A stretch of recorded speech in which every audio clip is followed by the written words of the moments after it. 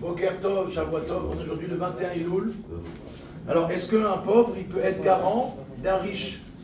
Mais en général, c'est un riche qui est garant d'un pauvre. Le pauvre, il n'a pas les moyens pour être garant d'un riche.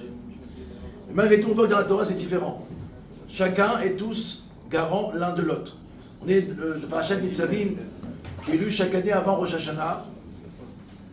Là-bas, on nous dit qu'on est tous debout devant Hachem Elokechem, peu importe le poste, celui qui est à la tête, c'est les rabbins, les dayanim, jusqu'au même au plusieurs dos, qui est la fonction, on va dire, la plus simple.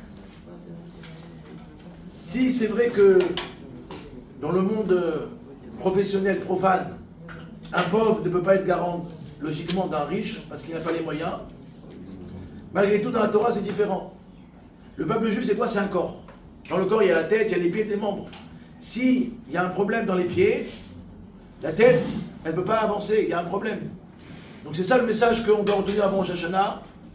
La semaine qui nous reste, c'est chacun, on doit être garant l'un de l'autre, on doit s'unir, chacun doit dire Mechila, même si c'est difficile, on doit briser la glace, on doit envoyer un message, on doit appeler.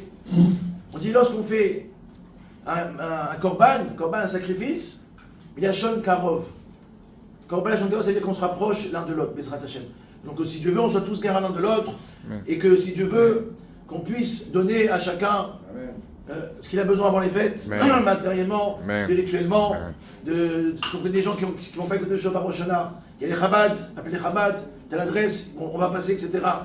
Il y a tout ce qu'il a besoin avant la fête, on doit être garant, on ne doit pas se dire moi, au prochain, j'ai ce qu'il faut, et ben voilà, je me débrouille, et l'autre, peu importe, il mesquine. Non, on doit tous être sensibles, solidaires l'un à l'autre, Bezrat Hashem.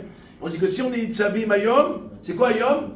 Zohar nous dit Ayom, c'est Rosh Hashanah. Si on est Itzavim Ayom, alors on est quoi? On va être Itzavim, c'est-à-dire qu'on va être debout, on va être méritant dans le jugement Rosh Hashanah. Tout ça par le travail de Hardout qu'on va faire la dernière semaine avant Rosh Hashanah, étant solidaires l'un envers l'autre, Bezrat Hashem.